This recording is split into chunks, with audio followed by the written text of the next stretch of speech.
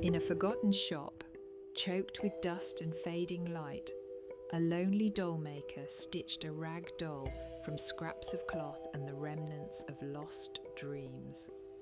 He had only one button left, a warm amber one, and he carefully sewed it into her left eye.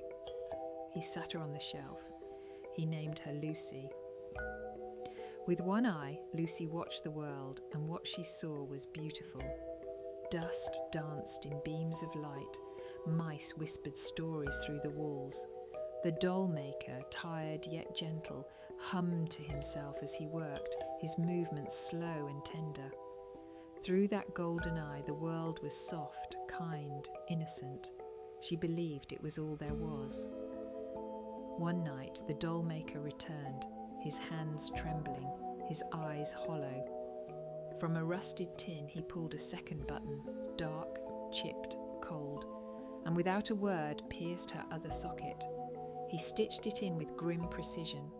The needle sank deep, and when Lucy opened her second eye, the world splintered. She saw decay behind the walls.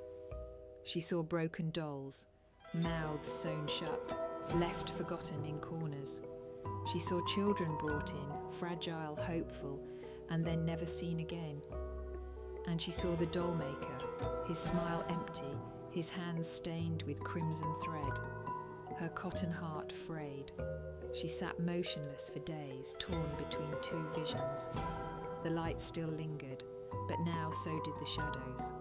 The goodness she had known collided with the horrors she could no longer ignore. And in that moment, she knew, some things are too much to bear.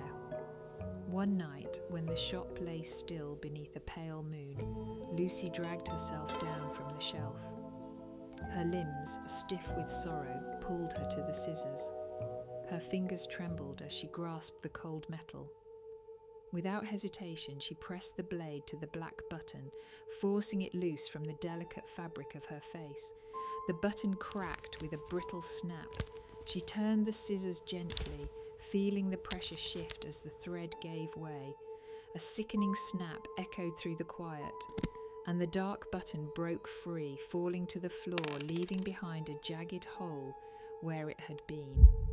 The air stank of ripped fabric and the sickly sweetness of blood as she ripped the last threads from her eye. The scissors clattered to the ground as she collapsed, her face torn and raw, her hollow socket weeping threads like bleeding veins. Yet despite the violence, she smiled, a broken, jagged grin, like something torn but still alive. Lucy climbed back to her shelf, one eye empty, the other still gleaming gold. Her body sagged, threads unraveling, but she stared ahead. The world was not what it had seemed, but in her silence, she chose to see only the light. What she could not unsee, she chose to forget. Broken and whole at once, she would never be the same again.